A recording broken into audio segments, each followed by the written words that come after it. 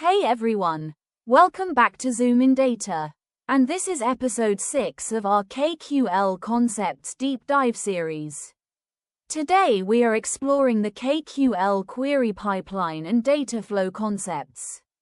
We are keeping everything pure concepts and interview focused with no code examples.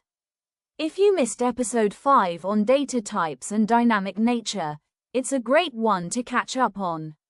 Let's get started. Here is our roadmap for today. The KQL query pipeline processes data from left to right through operators. Data flows sequentially from one operator to the next via pipes. Lazy evaluation means operators execute only when results are needed. Materialization stores intermediate results for reuse in complex queries. The pipeline enables early filtering and data reduction for performance.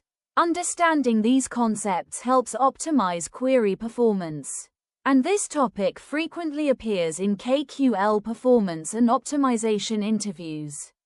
Let's dive in. Let's start with the KQL query pipeline itself. Every KQL query starts with a source table or expression. The pipe operator passes data from one step to the next. Each operator transforms the incoming data in sequence.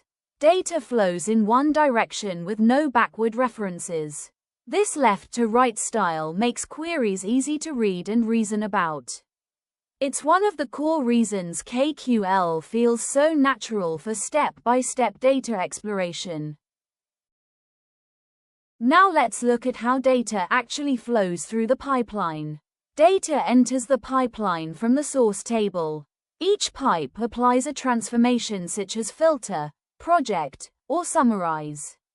Intermediate results are passed forward to the next operator.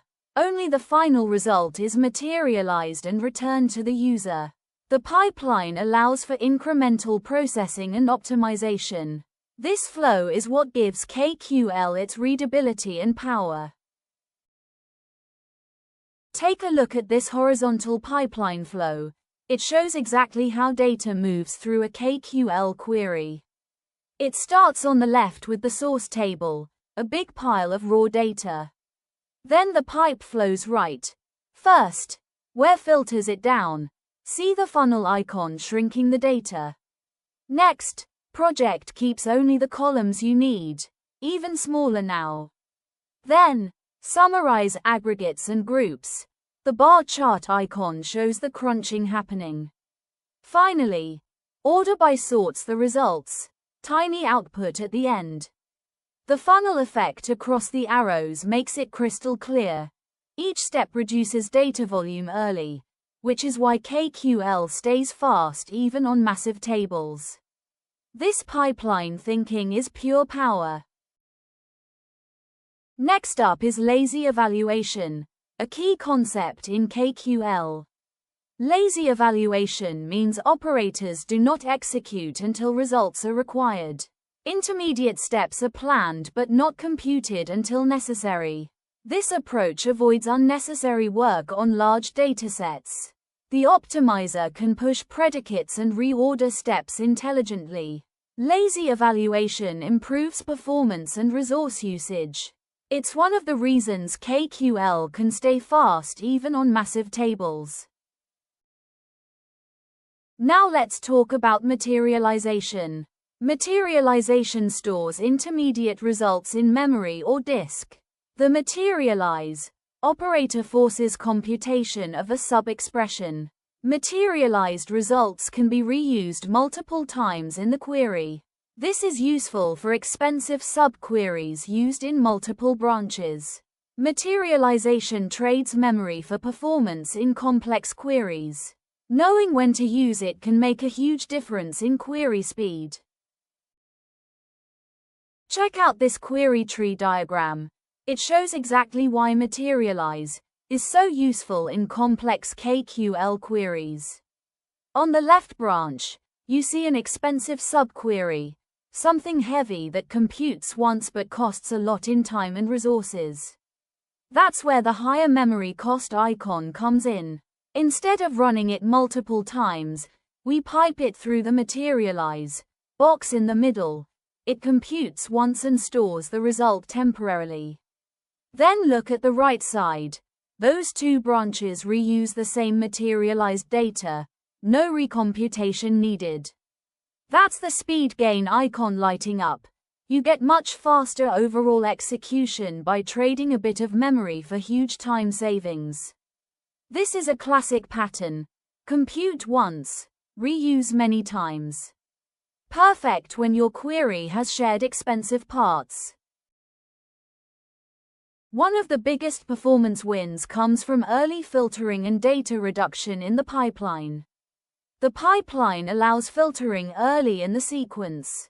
Early filtering reduces data volume before expensive operations. Columnar storage combines with early filtering for maximum efficiency. The optimizer pushes where clauses as early as possible. This pattern is one of the most important KQL performance best practices. Always filter as early as you can. It changes everything. Why does this topic matter in interviews? Interviewers frequently ask about query optimization in KQL. Common questions include, explain lazy evaluation in KQL, and when should you use materialize? Understanding pipeline flow and materialization shows deep knowledge. This topic is critical for Azure data engineer and performance-focused roles. Being able to explain how data flows and when to materialize can set you apart. Slide 9. To wrap up, the KQL pipeline processes data left to right through pipes. Lazy evaluation delays computation until results are needed. Materialization stores intermediate results for reuse. Early filtering reduces data volume before expensive steps. These concepts are essential for writing efficient KQL queries. That's episode 6 wrapped. Thanks for hanging out with me on ZoomInData. Next in episode 7, case sensitivity, equality operators and string internals theory, we will dive into how KQL handles strings, versus tilde, and why it matters. Homework to lock this in.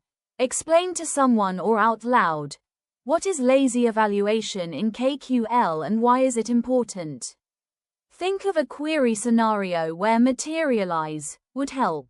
Answer this one. Why is early filtering so powerful in the KQL pipeline? If this helped, like the video, share it with anyone prepping for Azure interviews, subscribe for episode 7, and drop a comment with your biggest takeaway today. Thank you so much for watching ZoomInData. See you next time. Keep zooming in on those concepts. Bye for now.